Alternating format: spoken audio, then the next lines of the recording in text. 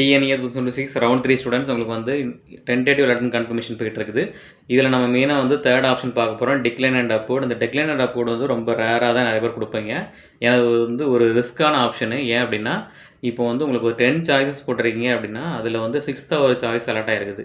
அந்த particular college வந்து உங்களுக்கு வந்து திடீர்னு வேணாம் அப்படிங்கிற மாதிரி நீங்கள் மைண்ட் செட்டில் இருக்கிறீங்க அப்படின்னா அதுதான் டிக்ளைன். அந்த காலேஜ் எனக்கு வேண்டாம், பட் மேலே இருக்க காலேஜ் எனக்கு வந்து அப்போர்டில் எனக்கு சீட் இருந்துச்சுன்னா எனக்கு அலாட்மெண்ட் கொடுங்க அப்படிங்கிறது வந்து டிக்ளைன் அண்ட் அப்போர்ட்.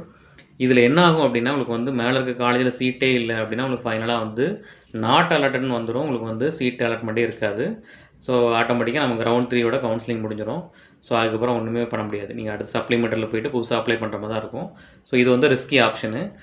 அண்ட் இதை நீங்கள் கொடுத்தீங்க அப்படின்னா உங்களுக்கு வந்து அலாட்மெண்ட் ஆர்டர் என்றைக்கு தெரியும்னு பார்த்தீங்கன்னா 31st அன்றைக்கி தான் உங்களுக்கு வந்து ஃபைனலாக அலாட்மெண்ட் ஆர்டர் வந்து தெரியும். ஸோ அதனால் வந்து முடிஞ்சளவுக்கு இந்த ஆப்ஷனை நீங்கள் அவாய்ட் பண்ணுறது நல்லது.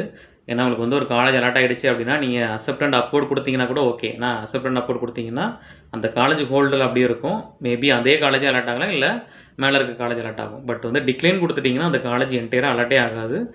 மேலே இருக்க காலேஜில் சீட் இருந்தால் மட்டும் தான் அலாட் ஆகும். ஸோ இந்த ஆப்ஷன் நீங்கள் கொடுக்குறதுக்கு யோசிச்சே கொடுங்க.